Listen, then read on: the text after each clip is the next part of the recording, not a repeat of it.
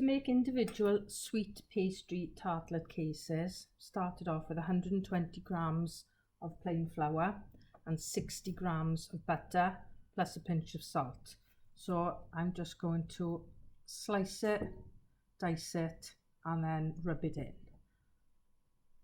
Cut it nice and small to start with, so that you're not melting it too much when you start rubbing it in. Once you've diced it, get your hands in and start the rubbing in process. So when you're doing this, remember to use your fingertips as much as possible, so you're not over warming the butter, otherwise it'll get greasy and you won't have a good mixture. Once it's fully rubbed in, you can stop, go and wash your hands, ready for the next step.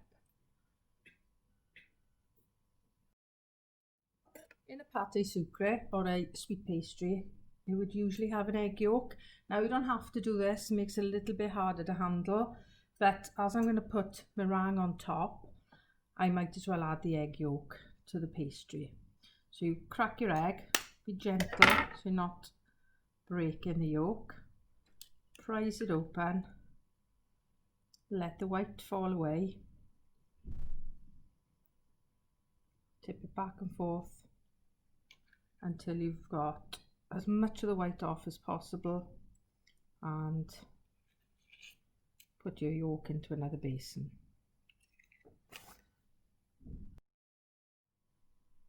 So the next step would be to add in the egg yolk. If it's nice and fresh, it should be quite strong and not break. And on top of that, then I'm going to put a tablespoon of very cold water. I might need more, but I wouldn't know yet. So just cut through the yolk and start mixing it through with a blunt knife. It's really important you don't put too much water. On the other hand, we want plenty to bind it so you don't have a crumbly mixture. So when you think you need more, I'm going to drip it over the drier, crumbly areas.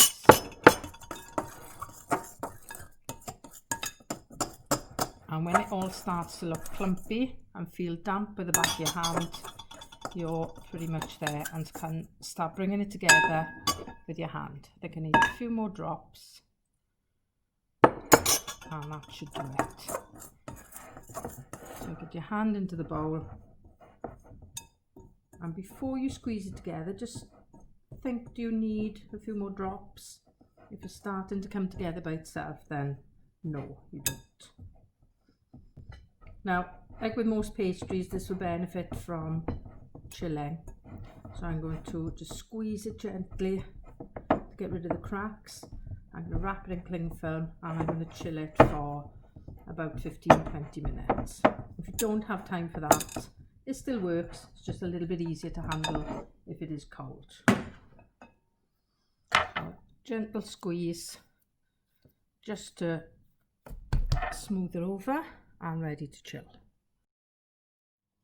Once the pastry is chilled, I'm going to cut it into quarters. You should easily be able to make 4 out of this amount. If you're a bit worried that you won't be able to roll it neatly enough, then do 3. Before starting to roll, you need to just squeeze it into a circle. Come back to those 3. Dust your table with some flour. Flatten it out a little before you start and dust the top with a little flour. Brush off any excess. So you're going to roll it to fit this foil container. If you've got metal ones, even better. So you roll it, turn, it starts to stick, dust it, and you're aiming for approximately the thickness of a pound coin. But in this case, we're just going to check that it's big enough to go along the bottom and up the sides. A good way to test is just to pick it up like this.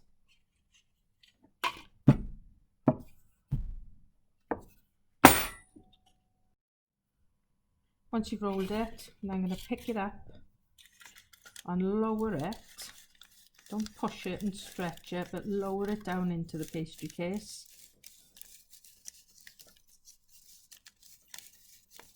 And just keep turning it and pressing as you lower.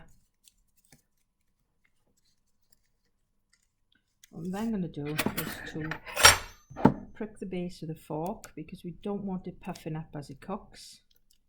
The holes won't be big enough for your fillings to leak out. That shouldn't be a problem. And we're going to crumple up some baking paper. Really get it creased so it's nice and bendy. Put that in, and that's going to get weighed down by a small bag of rice wrapped in cling film. You can use baking beans, anything that's going to just weigh it down. After you've weighed it down, you're going to trim the edge. Just use a blunt knife, turn in the pastry, going round the edge. There's lots of different ways you can finish the edge off with. All I'm going to do is a really simple press the fork around it on this. Can't do anything too fancy with the foil containers, because they're crimped. You will end up getting it stuck in the creases of the foil. And that now needs to bake for approximately 10 minutes with the paper on. Then I'm going to take that off and give it another 3 to 5 minutes without the paper, just to finish cooking underneath.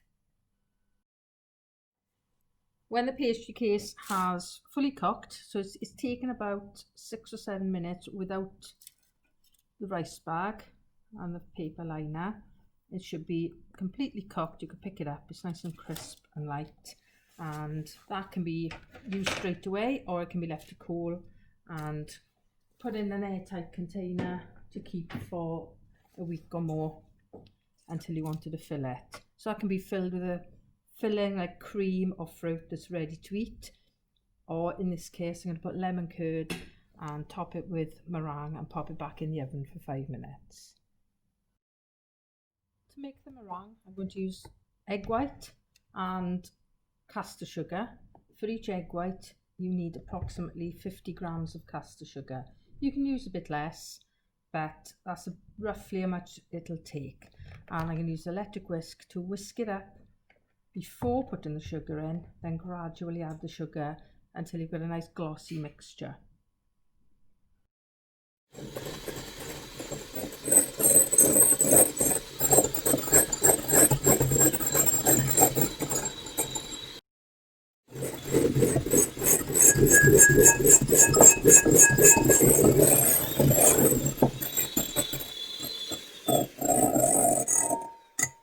Once it's nice and thickly whipped, I'm going to start whisking in some of the caster sugar. So I'm going to put about half in for the moment.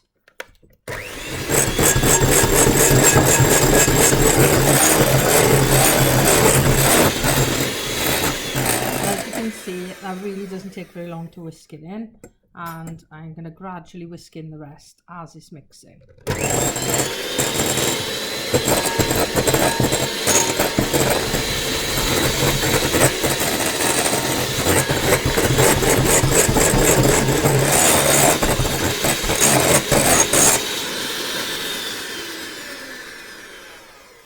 So at this point it should hold its shape, it should be thick and glossy, it shouldn't be runny or move when you tilt it.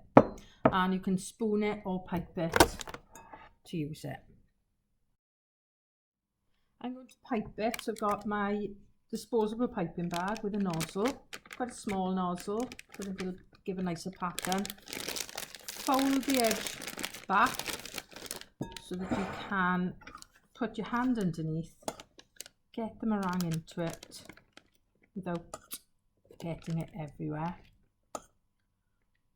And when you have finished, you turn the bag back the right way.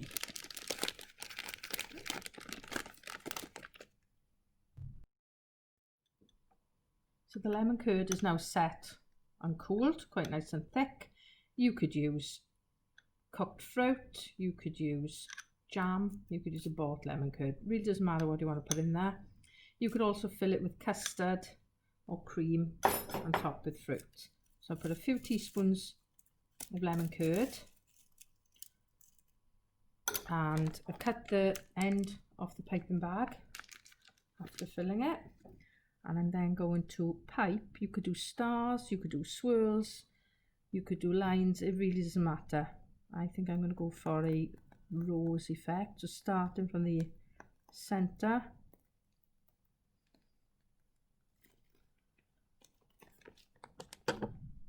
That's going to go in a really hot oven now, and it's going to just brown and crisp the outside, leaving the inside soft and marshmallowy. So this took about 2.5 to 3 minutes to brown because the oven was so hot. You can see the colouring. You could have also done this with a blowtorch, but again you'd have to be really careful with the timings. To make these into mini ones, roll the pastry exactly as if you were making jam tarts, but I blind baked them, prick the bases with a fork, weigh them down, 10 minutes in the oven, take out whatever's weighing them down, and then cook them until they're brown and crisp. And again, 2 minutes for the meringue. And I just realised I forgot to put the sugar in the pastry, so do that if you're making them.